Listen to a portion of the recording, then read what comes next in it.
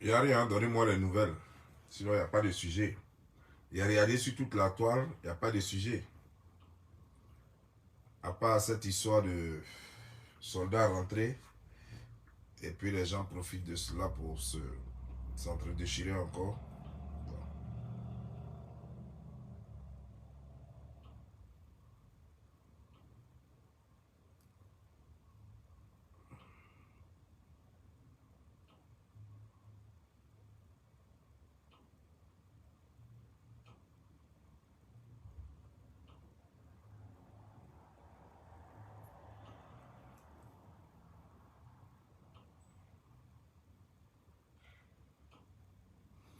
Il y a quoi sur la toile?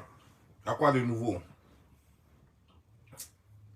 Alors, j'ai vu quelques followers, pas beaucoup, hein, juste quelques-uns, m'ont écrit pour me dire que Emmanuel Keïta a perdu son procès. Bah, donc, les gens avaient voulu que je fasse une vidéo dessus. Bah, laissez-moi vous dire une chose. Ça, c'est pas mon problème. Apparemment, vous ne savez pas ce que je fais sur les réseaux sociaux. Un, je suis là pour égayer les gens. Deux, je suis là pour dénoncer. Donc, en dénonçant, je joue un peu la comédie pour égayer les gens. Voilà ce que je fais sur les réseaux sociaux. Si dans perdre ou gagner le procès, là, qu'est-ce qu'on peut dire? Non, je ne sais pas quoi. Qu'est-ce qu'on peut dire dedans? C'est Emmanuel Keïta qui s'était levé pour aller porter plainte contre deux personnes. On dit qu'elle a perdu le procès. Elle a perdu le procès, la vie continue. Ça veut dire qu'elle a perdu le procès, elle n'a pas eu gain de cause. J'ai vu, ce qui m'a fait chaud, c'est que j'ai vu Bush Pastek en train d'essayer de faire un commentaire dessus. C'est maintenant j'y pense même.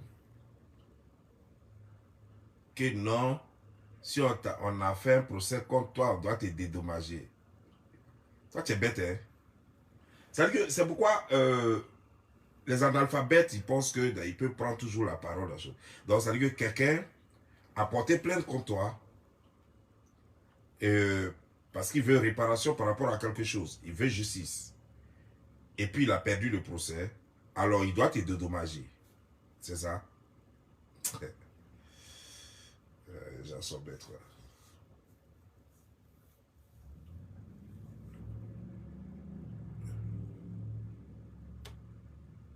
D'abord, il va falloir que j'explique à celui-là, Bush Pastek, il va falloir que je lui explique les choses.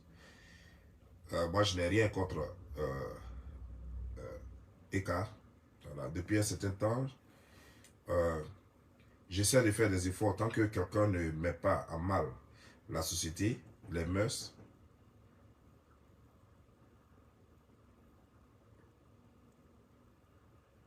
C'est qui ça? Attends, ne quittez pas. Hein? J'arrive. On tape à ma porte. Ouais, c'est... Ok.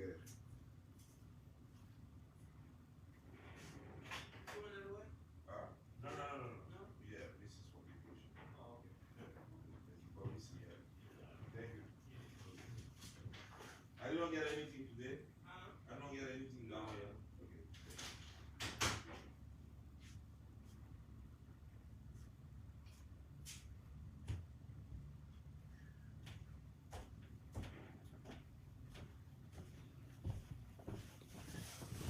Oh, désolé, c'est tombé. Merde. C'est tombé. Désolé.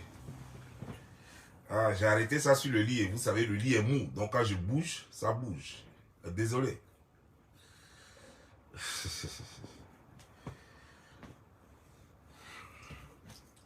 Donc ça veut dire que quelqu'un a porté plainte. Les autres jubilent parce que ça aurait pu mal se passer pour eux. Donc eux jubilent.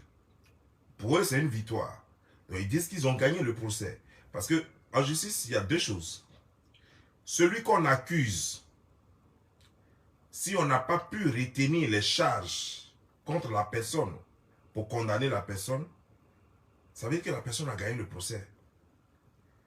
Toi, bouge pas steak là, ça c'est ce qu'il faut comprendre. Mais il faut être intellectuel pour comprendre ça. Si tu as convoqué quelqu'un en justice et que tu n'as pas pu obtenir une condamnation, c'est que la personne a gagné le procès. Qu'on annule le procès pour faute de preuves, qu'on annule le procès pour insuffisance de preuves, quel que soit ce qui se passe, mais si tu n'as pas pu obtenir la condamnation contre la personne, c'est que la personne a gagné et toi tu as perdu. Parce que ton objectif, c'était qu'on retienne les charges contre la personne et que la personne soit condamnée. Ça, c'était ton objectif. C'était le but visé. À partir du moment où tu n'atteins pas le but et que la personne repart librement sans payer 5 francs, c'est que la personne a gagné le procès. Mais tu as dit quelque chose. Ah non, on t'a perdu le temps et tout, ça c'est autre chose. Maintenant, si tu veux, les personnes accusées peuvent aller porter plainte maintenant pour diffamation, pour fausse accusation. Ça c'est autre chose maintenant. Tu as fait que j'ai dépensé tant. Genre, je demande remboursement de tout ce que j'ai dépensé pendant le procès. Les personnes sont libres de le faire. Et ça ne coûte rien du tout. Vous n'avez plus besoin d'avocat dans ce cas-là. Vous n'avez plus besoin d'avocat. Si vous voulez, vous pouvez prendre un autre avocat encore. Et puis, nouveau avocat, ancien avocat, tout ça, tous les frais là. Vous mettez dessus, vous avez la grosse et vous allez obtenir gain de cause. On va poursuivre maintenant la personne pour vous dire de vous rembourser tout ce que vous avez dépensé. Ça dépend de toi. Mais généralement, ce n'est pas chose aisée. Personne ne le fait généralement. Dans tous les procès, les gens ne le font pas. Pourquoi? Je ne sais pas. Parce que c'est certainement pas aisé. Sinon, c'était ça là. Les gens allaient réfléchir par 2 fois avant de convoquer les gens en justice. Voilà. Mais toujours est-il que les gens convoquent toujours les gens en justice. Et puis après, quand on ne t'a pas condamné, chacun va qu'à ses occupations. Donc oui, ce que tu dis, c'est faisable. Mais peut-être que, voilà. En plus de cela, quand c'est faisable, quand tu le fais, à part le fait d'avoir payé avocat et tout ça là, il faut prouver que tu as perdu quelque chose, que à cause de ça, soit tu as perdu ton travail, tu as perdu des trucs, plein de trucs, il faut prouver cela. Je dis bien, il faut prouver cela, pas le dire. Il faut prouver cela pour que le juge puisse te suivre dans tout ça et qu'on puisse te payer. Tu as la risée du monde dans ton quartier, tu n'arrives plus à louer maison, en fait, plein de choses, quoi, à cause de ce procès, tout. Tu aurais pu aller assister à ton enfant pour tel truc, tu as manqué des trucs, c'est des trucs qui sont très importants pour ta famille et tout. Il faut prouver tout ça là. Nous, Africains, généralement, nous ne le faisons pas parce que nous n'avons pas cette culture-là. Beaucoup de Blancs aussi ne le font pas. Mais les gens le font par moment que lorsqu'ils savent qu'ils ont perdu beaucoup.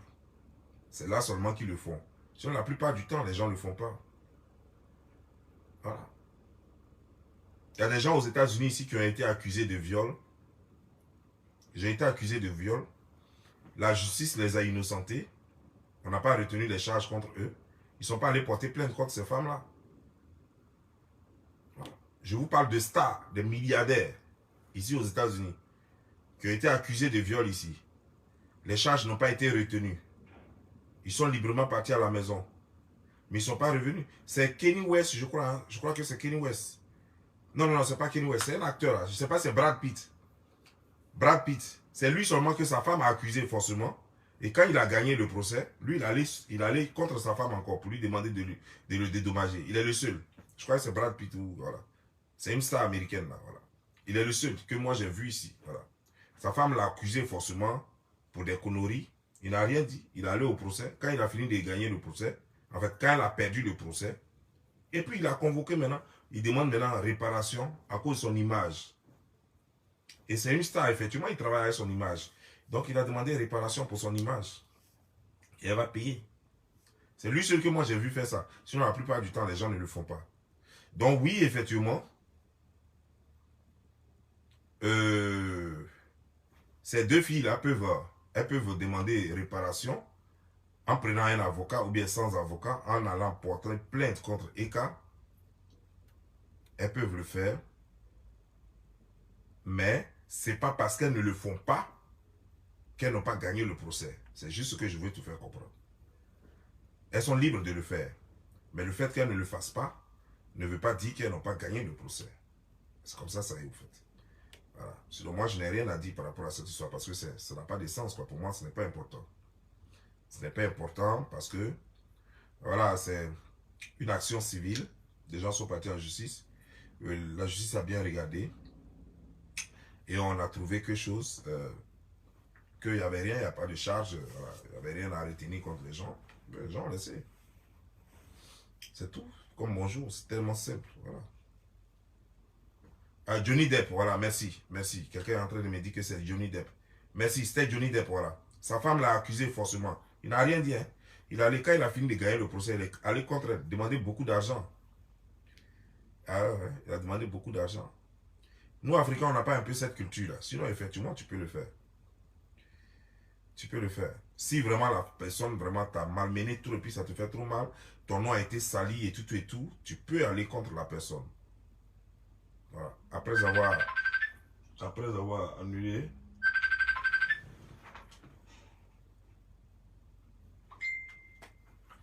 après avoir gagné le procès, en fait, oui, après avoir gagné le procès, tu peux toi maintenant porter plainte et aller contre la personne. Et effectivement, dans le cas de ces deux-là, si les deux-là vont contre Eka, après avoir récupéré la grosse, ça ne sera pas bon pour Eka. Elle va payer beaucoup d'argent parce que la justice a déjà tranché. À moins qu'elle soit prête à faire appel. Mais généralement, quand le procès est déjà décidé comme ça, quand tu fais appel, tu ne peux pas forcément gagner.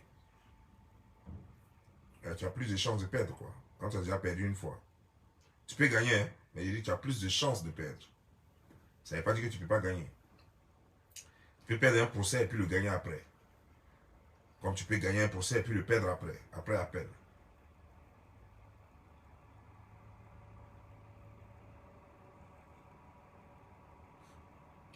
Attends, comment vous voulez que je coupe le direct même? Parce que voilà, vous en parlez un peu. Non, la façon dont tu coupes le direct là, je ne sais pas. Comment je devrais couper le direct?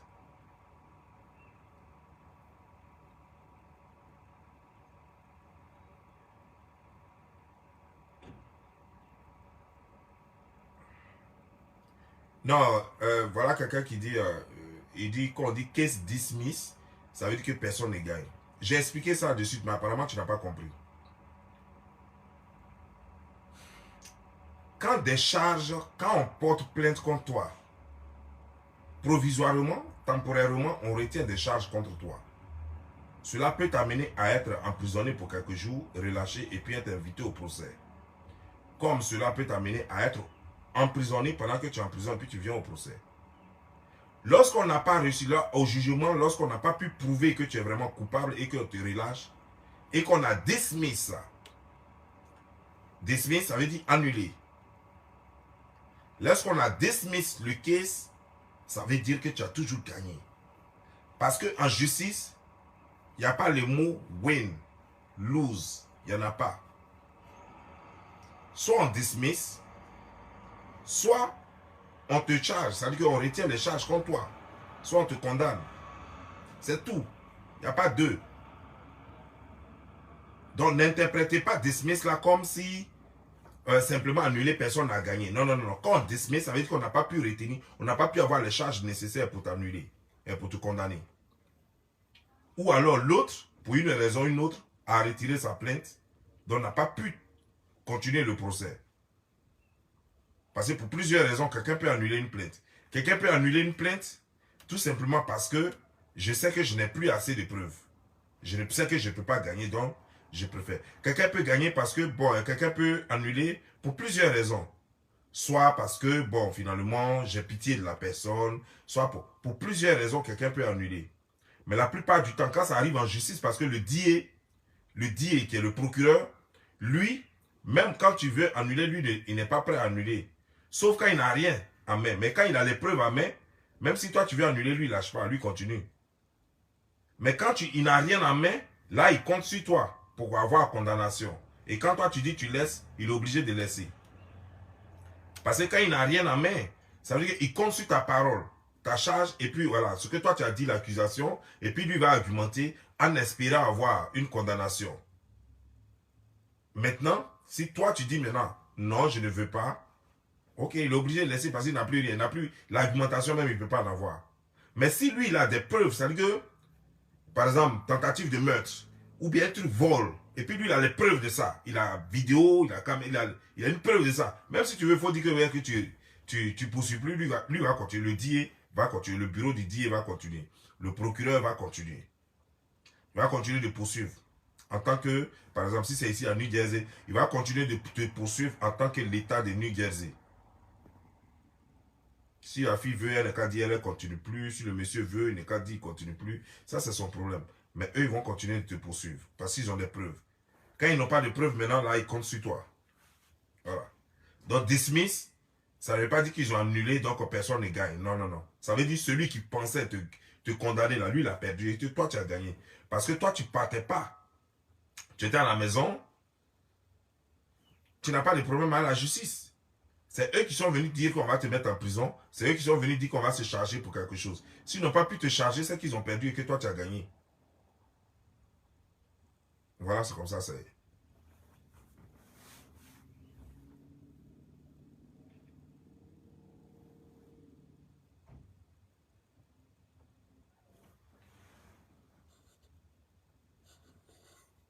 Non, il n'y a rien. Quand il n'y a rien comme ça, c'est ce qu'on fait. Quand il n'y a pas bon buzz, quand il n'y a pas buzz même, dis donc. Il n'y a pas buzz. Donc, on est obligé de ramasser des petits trucs, donner un peu de conseils, et puis voilà. Et puis, on avance. Sinon, il n'y a rien. Il n'y a rien. J'ai essayé de voir un peu. Il n'y a rien d'intéressant. S'il y avait quelque chose d'intéressant, j'allais vous fracasser ça tout à l'heure.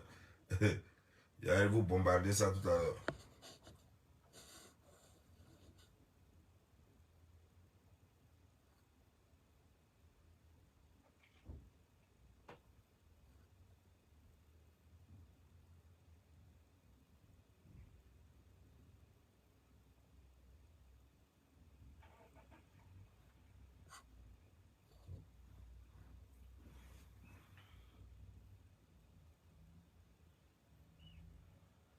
Voilà, cette histoire de grand-mère d'Arafat là, j'ai pas vu la vidéo. Qu'est-ce qui se passe même? Parce que j'ai vu Tina qui a savonné sa propre maman là, je ne comprends pas. Racontez-moi un peu, qu'est-ce qui s'est passé?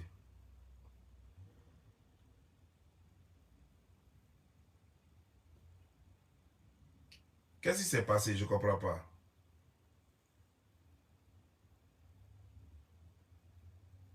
Quelqu'un peut m'écrire quelque chose brièvement?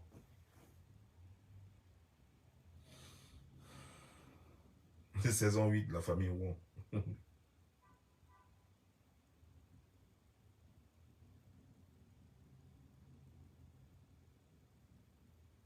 Elle est sortie, elle a dit quoi?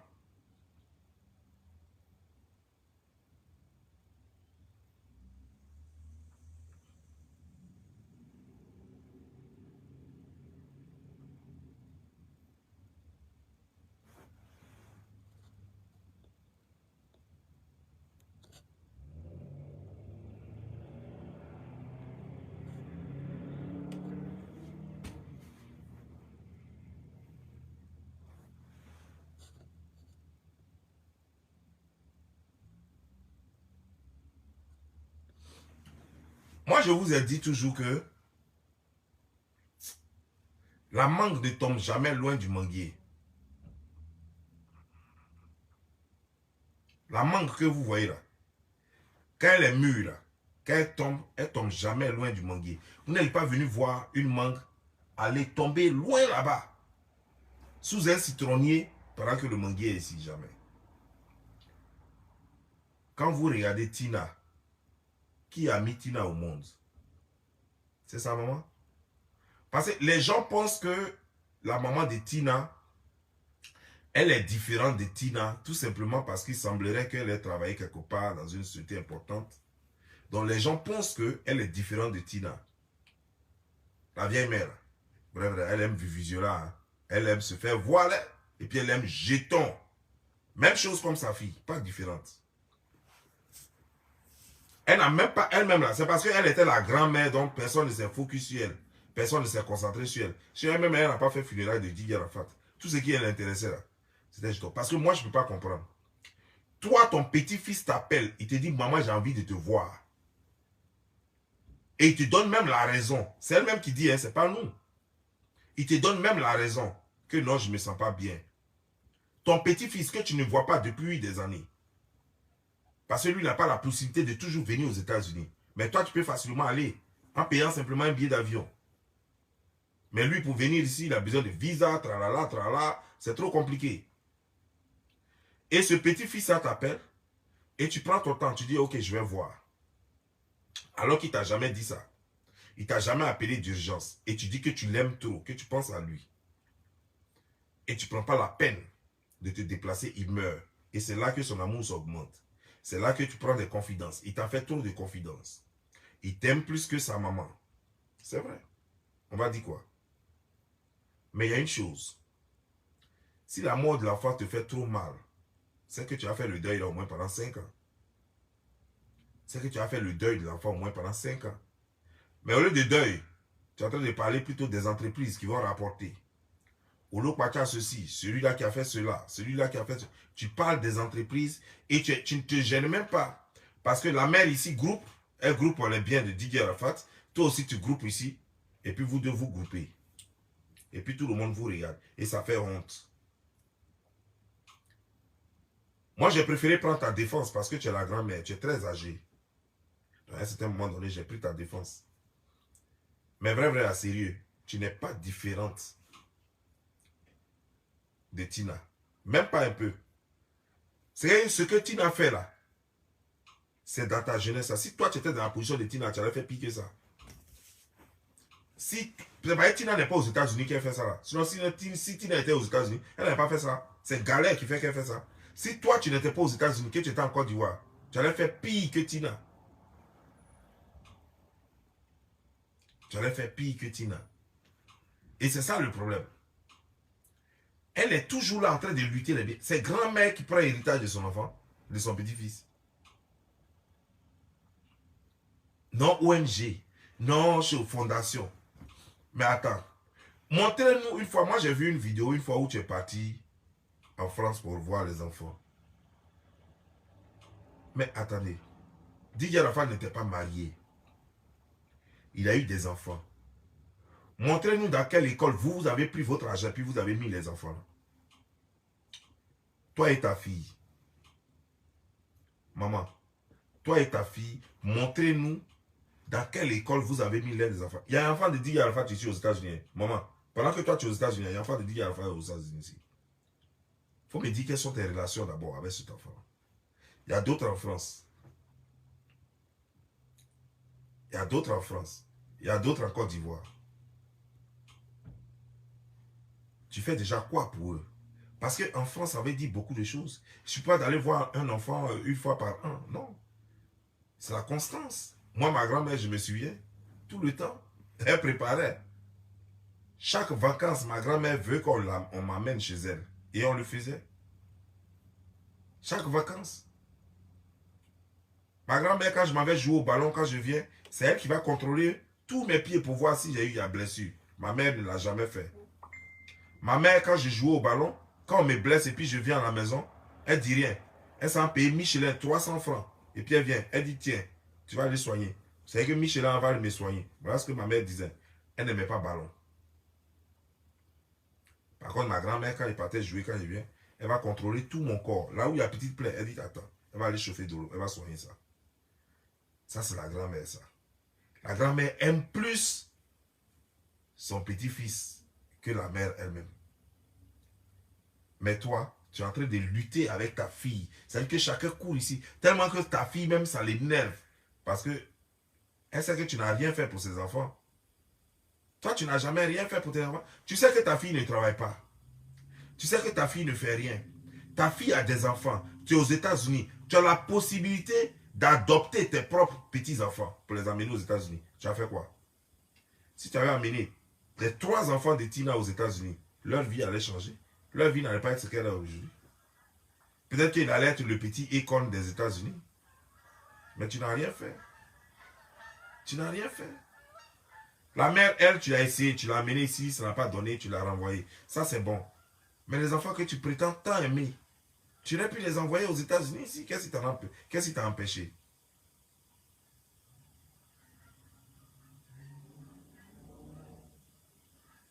Mais attends, voilà quelqu'un qui dit la grand-mère d'Arafat se suffit largement. Elle ne peut pas vivre aux États-Unis ici sans se et puis ne pas se suffire. Je n'ai jamais dit qu'elle ne se suffit pas. J'ai dit elle aime l'argent. C'est pas parce que quelqu'un a un peu, la personne se suffit. Se suffit ne veut pas dire qu'on est riche. Se suffit ne veut pas dire qu'on est riche. C'est pas parce qu'elle se suffit qu'elle peut manger par jour, qu'elle peut se payer ses billes. D'abord, à son âge, le gouvernement la paye déjà, elle ne travaille plus. Donc si elle se suffisait, elle a refusé l'argent que le gouvernement lui donne.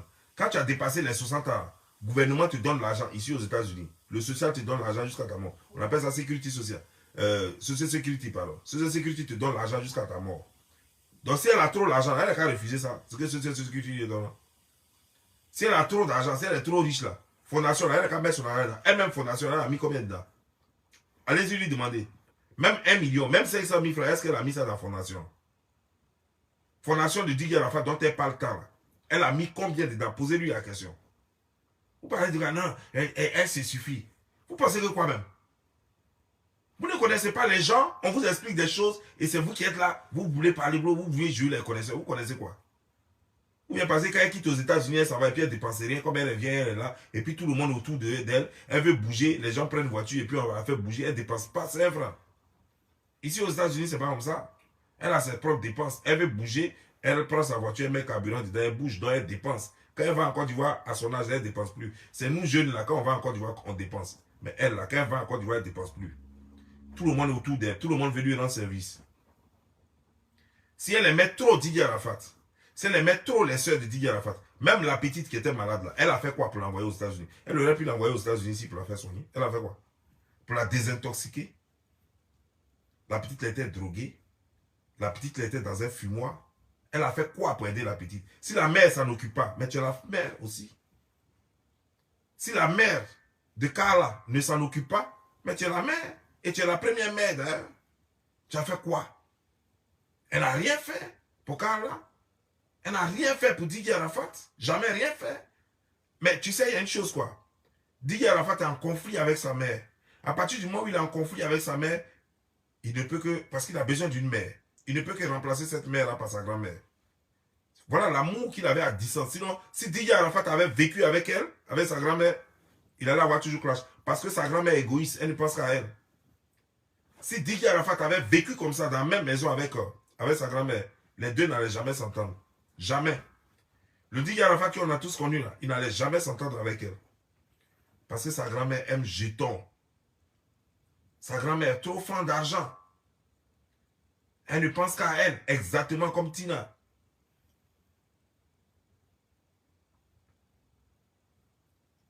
Exactement comme Tina.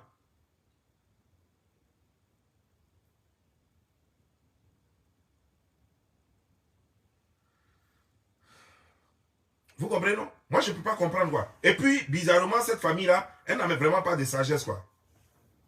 C'est-à-dire que les gens de l'Ouest n'ont vraiment pas de sagesse. Oui, je peux dire que les gens de l'Ouest n'ont pas de sagesse. Parce que c'est sur les réseaux sociaux que vous venez régler toujours vos histoires de famille. 1, 2, 3, c'est sur les réseaux sociaux. Vous ne savez pas régler des problèmes en famille. Vous n'avez pas un chef de famille. Alors qu'en Afrique, on a tous des chefs de famille. Mais vous là, depuis que les réseaux sociaux sont venus, depuis que Facebook est venu, quand les gens de l'Ouest ont désormais un problème là, c'est sur les réseaux sociaux qu'ils jugent ça. C'est sur les réseaux sociaux qu'ils règlent leurs problèmes. Monsieur a problème avec sa femme, c'est sur les réseaux sociaux. Monsieur a problème avec sa maman, c'est sur les réseaux sociaux. Monsieur a problème avec sa soeur, son frère, c'est sur les réseaux sociaux. Monsieur a problème avec ses cousines, le chef de village de son village, c'est sur les réseaux sociaux.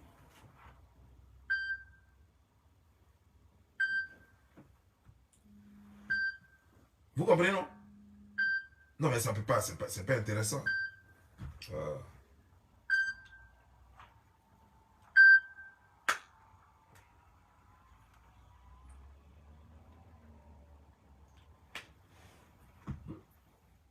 C'est sur les réseaux sociaux que vous réglez tout.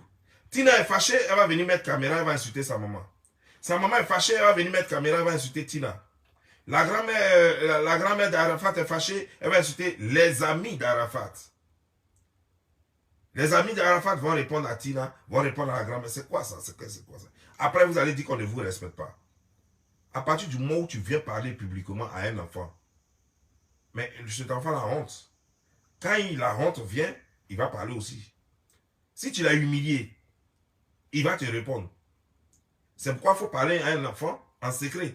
Quand tu parles à un enfant en secret, même si tu l'as humilié, il n'y a personne. Il regarde à gauche, il regarde à droite, il n'y a personne. C'est entre toi et lui. Un mot, il ne va pas te dire. Mais si tu es venu l'exposer et que tu lui manques de respect publiquement, ne sois pas étonné. Il va te manquer de respect parce que quand il va voir les yeux des gens, quand il va avoir honte, il va parler. Et quand il va parler, c'est toi qui auras mal. Parce que c'est toi la personne âgée. C'est toi la personne âgée. Donc, toi, une maman, une grand-mère, tu viens parler à Hello Kwacha, un enfant. Tu ne peux pas envoyer des gens ou bien tu ne peux pas prendre le téléphone, lui parler au téléphone. Et puis ça va rester entre vous. Mais je ne comprends pas. Tu veux parler à Carmen? Carmen, elle était la copine de Didier Arafat. Mais vous voulez lui parler, vous les membres de la famille de Didier Arafat. Vous voulez parler à Carmen? Vous ne connaissez plus son téléphone? Bon, si elle, je suppose qu'elle ne décroche pas son téléphone. Mais si elle ne décroche pas le téléphone, vous n'avez plus quelqu'un d'Abidjan là que vous pouvez envoyer pour aller la voir, pour lui parler. Vous ne connaissez plus des pasteurs qu'elle fréquente. Vous ne connaissez plus des gens qu'elle respecte dans le gouvernement. Des gens que vous connaissez, même autour de, dans votre famille.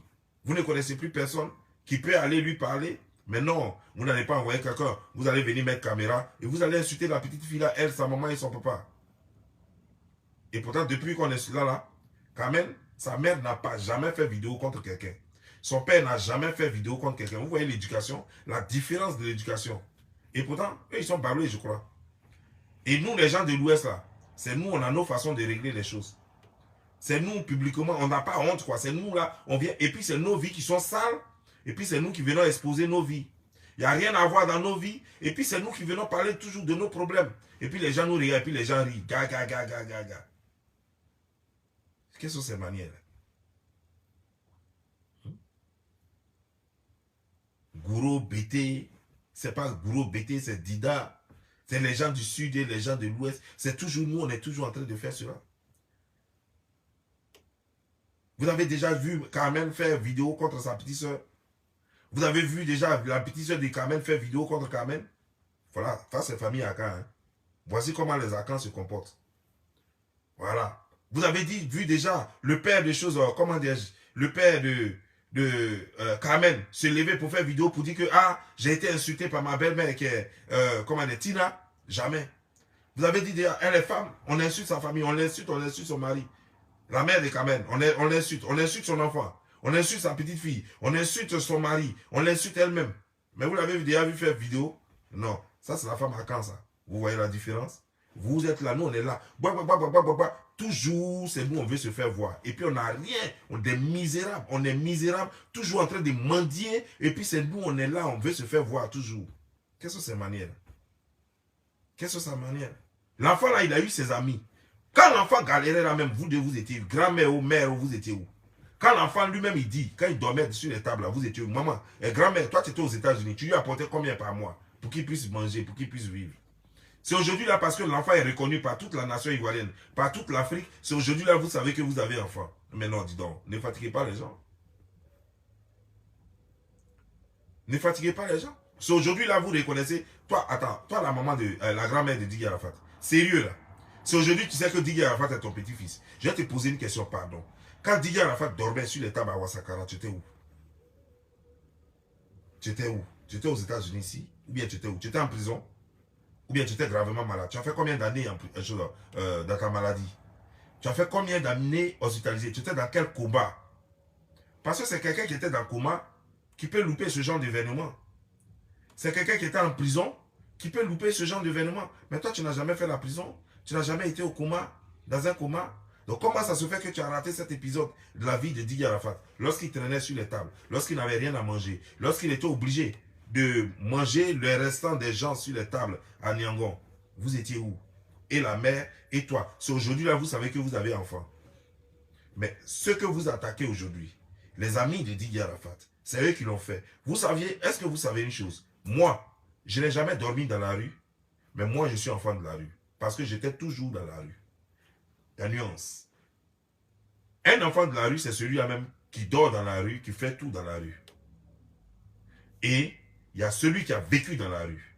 C'est-à-dire que lui, la maison, il dort à la maison, mais il est toujours avec les enfants de la rue. C'est nous là. Et en tant qu'enfant de la rue là, nos parents n'étaient pas à côté. Comme moi, par exemple, dans ma famille, il n'y a même pas une seule personne qui va lever le petit doigt pour dire que un jour, je t'ai acheté slip. Voilà Dieu qui est mon témoin. Tout ce que j'ai pu avoir dans mon enfance vient de ma mère.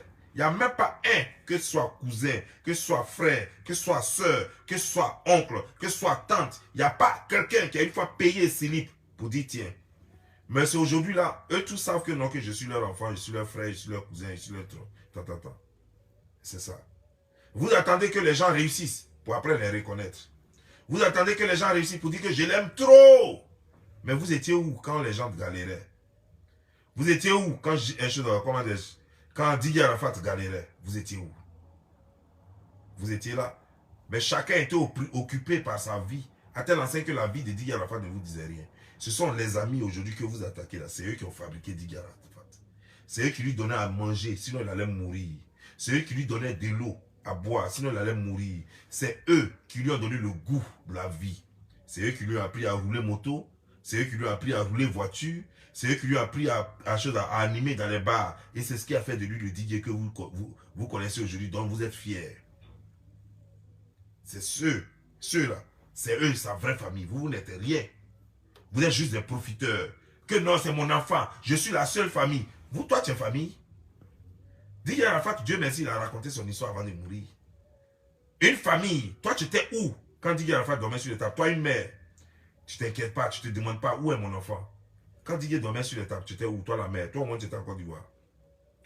Est-ce que la grand-mère s'est déplacée au moins, elle a pris avion pour venir, pour dire que mon petit-fils, je n'ai pas de ses nouvelles, je ne sais pas ce qui se passe. Je cherche mon petit-fils.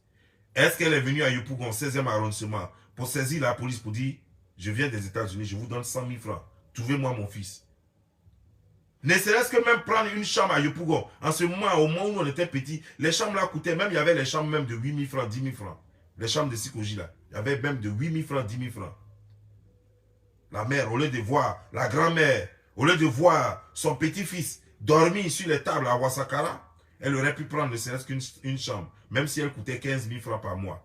Pour quelqu'un qui vit aux États-Unis, surtout qu'avant là, il y avait de l'argent aux États-Unis comme pas possible. C'est maintenant il y a toujours, mais c'est plus comme avant. Mais avant là, les gens pouvaient même taper les 3-4 boulots et puis se taper les millions, construire des immeubles comme pas possible. Donc louer une maison de 15 000 francs à Didier Arafat, ça n'a rien coûté du tout. Même donner 500 000 francs, même 1 million à Didier Arafat, pour dire qu'il faut faire un petit maquis pour toi. Ça, ce n'est rien du tout pour une grand-mère qui vit aux États-Unis. Mais est-ce que vous savez comment Didier Arafat a eu son premier maquis, vous qui vous vantez d'être ses parents aujourd'hui? Est-ce que vous savez comment Didier Arafat a eu son premier maquis? Non. Vous ne savez même pas comment Didier Arafat a soigné sa dernière maladie. Vous ne savez même pas quand est-ce que Didier Arafat a allé la dernière fois dans un hôpital. Vous ne connaissez rien de la vie de Didier Arafat. Mais c'est vous qui dites que vous aimez trop Didier Arafat. Pourtant, vous ne savez rien de lui. Vous ne connaissez pas sa dernière peine. Vous ne savez pas celui qui lui a fait mal la dernière fois. Sa dernière trahison. La personne qui l'a trahi la toute dernière fois avant qu'il ne meure. Vous n'en savez rien. Tout ce que vous savez, c'est Carmen. Et pourtant, Carmen, elle figurait de sa vie. Carmen n'était pas sa vie. Sa vie, c'était ses amis. Sa vie, c'était sa nouvelle famille. C'est avec eux qu'il buvait. Et c'est avec eux qu'il a pris cette moto-là. Et puis il est mort cette nuit-là. C'est avec eux qu'il était. Il n'a pas appelé maman pour dire, maman, j'ai un problème. Parce qu'il ne s'attendait pas à sa maman. Il n'a pas appelé grand-mère ce jour-là pour dire, grand-mère, vraiment ça ne va pas. Non. C'est à ses amis qu'il a dit, non, il n'y a rien, il y a fort. Il va prendre la moto là. Puis il a roulé, il n'y a rien. Ses amis essayaient de le calmer. Mais un leader, est-ce que c'est facile de calmer un leader? Quand un leader décide, tout le monde s'incline. Et dit Arafat a fait la bêtise qu'il ne fallait pas. Aujourd'hui, vous sortez, vous luttez des trucs. Mais ça là, est-ce que ça va le ramener? Vous pensez que ça là, ça va le faire vivre? Que fondation? Combien? Même Oufo Boigny qui a créé fondation. Vous entendez parler de fondation Oufo Boigny? Pourtant, il a une fondation. Oufo Boigny même avait créé un prix de paix. Oufo Boigny, le multimilliardaire, il avait créé même un truc de paix. C'est-à-dire un reward de paix. Qui parle de ça aujourd'hui? Prix Oufo Boigny que les gens distribuaient à son vivant. On donnait au chef d'État, on distribuait l'argent des Ivoiriens. Qui parle de prix Félix Houphouët-Boigny aujourd'hui? Est-ce que même vous là même, vous savez même que prix Félix Houphouët-Boigny a existé même? Il y a beaucoup parmi vous-même qui ne savent même pas que Houphouët-Boigny avait une fondation qui faisait des prix de paix. Personne ne se souvient même. Et c'est pour Didier Arafat que vous avez l'argent pour financer ça. Vous pouvez être un multimilliardaire. Lui-même, il a mis l'argent dedans. Il a mis des milliards. Il avait des amis chefs d'État qui donnaient l'argent, qui mettaient de l'argent dans sa fondation. Mais aujourd'hui, on n'en parle pas. Vous n'avez même pas 5 francs. Vous n'avez même pas mis 5 francs dedans. Et vous pensez que ça va réussir, ça va aller où? Des escrocs comme ça. Vous voulez escroquer, ouais. Vous voulez escroquer les gens. Sinon, vous pouvez faire quoi? Sérieux. Vous pouvez faire quoi? De vous à moi. Fondation, là, vous avez l'argent pour mettre dedans. Quand on dit fondation, il faut avoir une base. Il faut qu'il y ait l'argent dedans. Même Didier Drogba, même qui a créé fondation, là, il est obligé de dire à ses amis même de venir donner l'argent. Depuis là même, là, il est obligé d'attendre parce qu'il n'a pas l'argent. Parce qu'il ne peut pas prendre tout son salaire pour mettre dedans. Vous pensez que cette fondation, on se lève comme ça. Didier Arafat lui-même, il a laissé combien dans son chose, dans son compte bancaire. Pour dire qu'on va prendre son argent qu'il a laissé là pour faire fondation. Type là n'avait même pas maison pour dormir, ses fondations, il allait faire. Mais attendez, prenez les gens au sérieux quand même. Vous avez enterré le jeune dignement, et puis allez-y nettoyer les choses, pleurer sur sa tombe, vous êtes en train d'embrouiller les gens avec fondation. Vous savez ce qu'on appelle fondation? Vous entendez le nom des trucs pour escroquer les gens, pour dire non, fondation, donnez-nous l'argent, vous allez prendre l'argent, puis vous allez vivre sur le dos des gens, vous allez merder les gens avec les histoires de fondation. Vous savez, vous-même, vous avez combien pour mettre dans la fondation? Vous avez combien de dollars? Ne serait-ce que même 10 000 francs CFA, vous avez ça pour mettre dans la fondation. Hein? Vous n'avez rien, c'est vous qui parlez de fondation. Nouvelle forme d'escroquerie. C'est ça ce qu'on appelle 3615. Voilà, les brouteurs. C'est chose qui vous a appris ça, non? Comment dire? Mola. Par exemple, Mola, c'est un ancien 3615 de choses. Quand il y a de Paris. Ils créaient les ONG, là. Voilà, puis ils escroquaient les gens, là. Et puis ils volaient les gens, là. C'est 3615 que vous êtes en train de faire, là. Ça, c'est le système 3615. Créer les ONG, les fondations, les trucs, là. Pour dire que, non, on a créé fondation tant pour faire tant. Votre fondation, c'est pour aider qui même? Parce qu'apparemment, c'est pour vous aider vous-même. Parce que quand vous allez créer fondation, c'est pour faire quoi avec? Ça fait quoi? C'est pour demander aux gens de venir mettre l'argent dedans. Pour faire quoi? Si Didier Arafat avait, même chose même. Comment dire, Michael Jackson même, qui était riche là. Michael Jackson, le chanteur, l'un des chanteurs les plus riches au monde. Même Jazz Brown, eux-mêmes n'ont pas fondation. C'est vous, vous allez faire fondation. Depuis là, vous avez entendu dire que la fondation Michael Jackson a fait don aux États-Unis ici. Vous avez entendu ça quelque part? Vous avez entendu dire que la fondation Elvis Presley ou bien la fondation Jazz Brown a fait don ici? Vous avez merdé les gens. Vous le prenez pour Jazz Brown quoi. L'enfant est mort tranquillement, laissez l'enfant se reposer. Vous êtes en train de faire des guéguerres pour une histoire d'escroquerie. Bande de vauriens. N'allez pas travailler. Hein. Toi, tu as arrêté là. Toi, tu n'as pas de problème. Toi, la grand-mère. Tu n'as pas de problème aux États-Unis ici. Ils vont te payer jusqu'à la fin de ta vie. Sécurité sociale va te payer ici. Toi, tu n'as pas de problème. Tu n'as pas de problème aux États-Unis ici. Tu as quel problème? Tu ne manqueras. Même si tu veux, tu peux déménager, même aller t'asseoir en Côte d'Ivoire là-bas. L'argent qui te donne ici, tu vas vivre là-bas comme Pacha. Tu vas vivre là-bas comme Pacha. Tu vas vivre là-bas comme une reine. Donc tu vas mettre les gens pourquoi? Co-fondation. En tout cas, c'était juste ça. Oh bon. Cette vidéo n'était pas prévue, c'était juste pour vous parler. Sur ce, moi je vous laisse.